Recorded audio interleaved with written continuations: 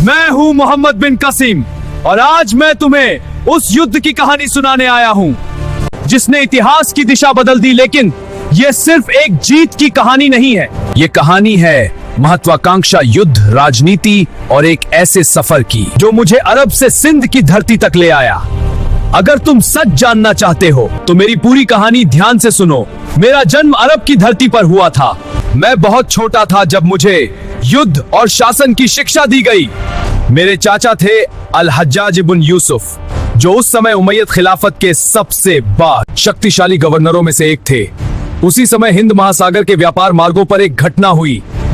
कुछ अरब व्यापारियों के जहाजों को सिंध के तट के पास लूट लिया गया। यह खबर जब मेरे चाचा तक पहुंची तो उन्होंने सिंध के शासक राजा दाहिर से जवाब मांगा, लेकिन बात सुलझने के बजाय तनाव और बढ़ गया। तभी मुझे आदेश मिला, सिंध की ओर कूच करो। मैं उस समय सिर्फ 17 साल का था, लेकिन मेरे सामने एक बड़ी जिम्मेदारी थी। सिंध की ओर मेरा अभियान 711 ईस्वी में मैं एक बड़ी सेना लेकर सिंध की ओर बढ़ा। सबसे पहले हमने देबाल के किले पर हमला किया। किले की दीवारें मजबूत थीं, लेकिन हमारी सेना ने घेराबंदी की और आखिरकार किला टूट गया। उसके बाद मेरा अभियान आगे बढ़ता गया। एक एक करके कई शहर मेरे अधीन आते गए, लेकिन असली युद्ध अभी बाकी था, निर्णायक युद्ध। आखिरकार मेरी सेना का सामना हुआ सिंध के शासक राजा दाहिर से। यह युद्ध हुआ इंडस रिवर के पास। राजा दाहिर हाथी पर सवार होकर अपनी सेना का नेतृत्व कर रहे थे।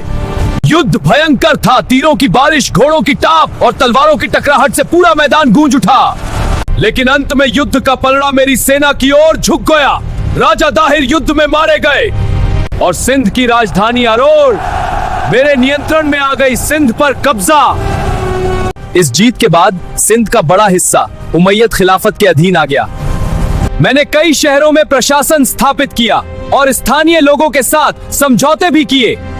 लेकिन इतिहास की विडंबना देखो, जिस जीत ने मुझे प्रसिद्ध बना दिया, वही जीत मेरे जीवन का अंत भी बन गई।